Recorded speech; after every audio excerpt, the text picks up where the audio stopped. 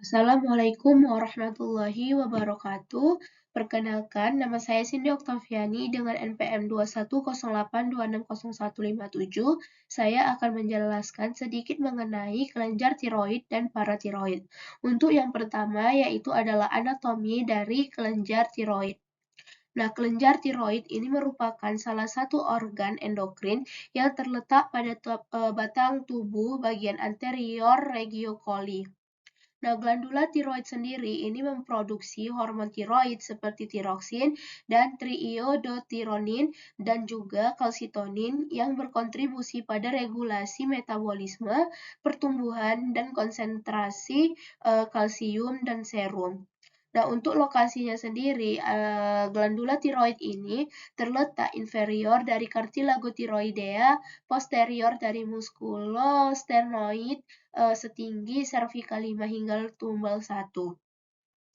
Nah, untuk konsistensi dari kelenjar tiroid ini sendiri, konsistensinya lunak dan berwarna merah. Kelenjar tiroid ini memiliki 3 lobus, yaitu ada lobus dextra, glandula tiroidea, lobus sinistra, glandula tiroidea, dan lobus piramidalis, glandula tiroidea. Nah, untuk beratnya sendiri berdasarkan dari yang saya dapatkan dari buku yaitu 10 hingga 15 gram. Tetapi pada referensi yang lain itu didapatkan ada yang 20 gram lebih. Nah, untuk strukturnya sendiri, isthmus glandula tiroidea itu menghubungkan antara lobus dextra dan sinistra. Untuk struktur fascia pretrachealis itu membungkus glandula tiroidea beserta trakea, osofagus, dan paring. Nah, untuk histologi glandula tiroid sendiri, glandula tiroid memiliki kapsul yang dikelilingi oleh jaringan ikat, di mana jaringan ikat akan meluas ke dalam bersama dengan pembuluh darah limfatik dan saraf, meskipun tidak ada saraf yang terlihat jelas pada gambar. Nah, kelenjar tiroid itu merupakan satu-satunya kelenjar endokrin yang menyimpan hormon yang tidak aktif secara ekstraseluler di dalam folikel, di mana ukuran folikelnya ini mencapai ukuran 50 hingga 500 mikrometer. Nah, untuk dari kelenjar tiroid ini sendiri memiliki sel yang seperti gel yang dimana disebut dengan koloid dengan berwarna merah. Koloid ya ini berwarna merah, kemudian sebagian besarnya terdiri dari hormon triglobulin dan pada koloid sendiri terlihat beberapa folikel tepi pucat bergerigi, di mana disitulah folikel telah mengekstraksi sebagian koloid yang disimpan untuk aktivasi dari sekresi hormon. Kemudian yang kedua yaitu ada dinding sel folikel epitel yang terbuat dari satu lapisan sel kuboid dengan inti sel bulat dan kromatin gelap. Sel-sel ini itu bertanggung jawab untuk sekresi hormon tiroid jika dibutuhkan. Kemudian ada parafolikular sel atau yang disebut dengan C-cell yang mana pada si sel ini strukturnya itu pada bagian tengah itu berwarna pucat, kemudian sitoplasmanya granular. Yang mana si sel ini itu bertugas untuk mensekresikan kalsitonin, yang mana jumlahnya itu lebih sedikit dari sel folikular. Kemudian yaitu ada sintesis hormon tiroid. Nah, iodium itu diperoleh secara eksternal dari luar tubuh, di mana saat kita mengkonsumsi garam ataupun makanan-makanan yang tinggi iodium lainnya. Nah, sedangkan triglobulin itu sudah disintesis di dalam tubuh secara alami dengan jumlah yang cukup. Nah, dua komponen ini itu sangat penting untuk menghasilkan hormon tiroid yang lebih optimal. Apabila salah satu komponen ini mengalami defisiensi, maka akan mengganggu sintesis hormon tiroid, misalnya yaitu defisiensi iodium. Nah, iodium itu akan masuk ke dalam sirkulasi, lalu iodium yang masuk ini itu akan berubah menjadi yang bernama iodida. Nah, iodida yang masih inaktif kemudian akan diuptake ke folikel tiroid. Lalu di dalam folikel tiroid ini itu akan diupdate atau diubah melalui transporter aktif di dalam folikel tiroid, yang mana iodida yang inaktif ini akan diaktifasi atau akan dioksidasi oleh enzim TPO atau tiroid peroksidase, kemudian menjadi bentuk aktifnya yaitu aktif iodida, dan akan diteruskan masuk ke dalam koloid dari sebuah transporter.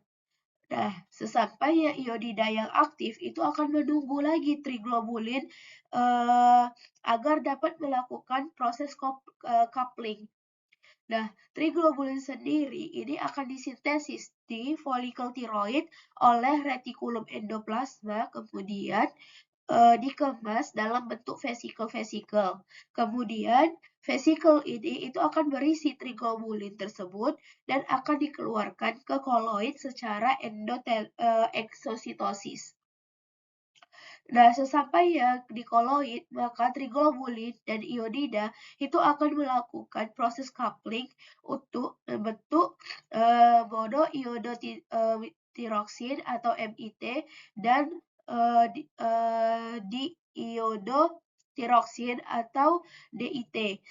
Nah, di mana jika 1 MIT ditambah dengan adanya 1 DIT, itu akan menghasilkan T3 atau triiodotiroksin.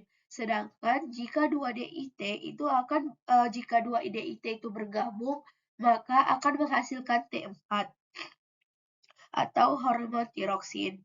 Nah, kemudian MIT, DIT, dan T3 dan T4 itu akan dikemas dalam bentuk vesikel kembali, lalu akan dikembalikan lagi menuju folikel tiroid secara endositosis.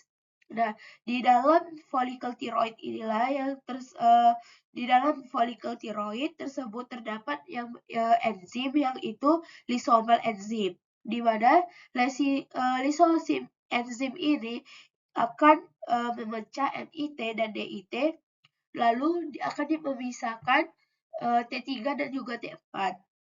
Kemudian T3 dan T4 ini atau hormon tiroid ini itu akan diteruskan ke sirkulasi menuju ke sel targetnya.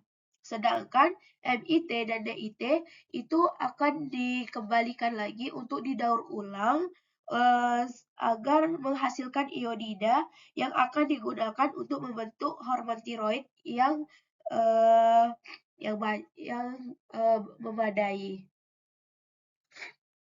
Kemudian selanjutnya yaitu adalah paratiroid, di mana kelenjar paratiroid atau kelenjar paratiroidnya itu adalah di mana anatominya memiliki 4 glandula paratiroid, memiliki 4 glandula paratiroidea yang berbentuk lonjong yang melekat pada di bagian posterior glandula tiroidea. Nah, glandula tiroidea sendiri itu merupakan kelenjar endokrin yang terdapat pada aspek posteromedial glandula tiroidea. Nah, kelenjar ini itu menghasilkan hormon paratiroid atau PTH yang bekerja untuk mengontrol kadar kalsium di dalam darah. Untuk histologi dari glandula tiroid, glandula paratiroid sendiri ini terdiri dari 2 jenis sel, di mana Yang pertama yaitu adalah chief cell dan yang kedua adalah occiput cell. Nah, chief cell ini sendiri itu memiliki ukuran kecil dengan inti bulat, kemudian sitoplasmanya itu berwarna pucat untuk mensekresikan PTH jika sitoplasmanya itu lebih gelap. Nah, jika sitoplasmanya itu lebih gelap, maka itu penanda karena adanya peningkatan dari retikulum endoplasma kasar dan merupakan tanda bahwa sel tersebut telah aktif mensekresikan PTH. Kemudian ada ossipil cell atau ossific cell, yang mana sel itu jauh lebih besar dengan inti gelap, sitoplasmanya berwarna eosinofilik karena terdapat mitokondrianya yang terlalu tinggi.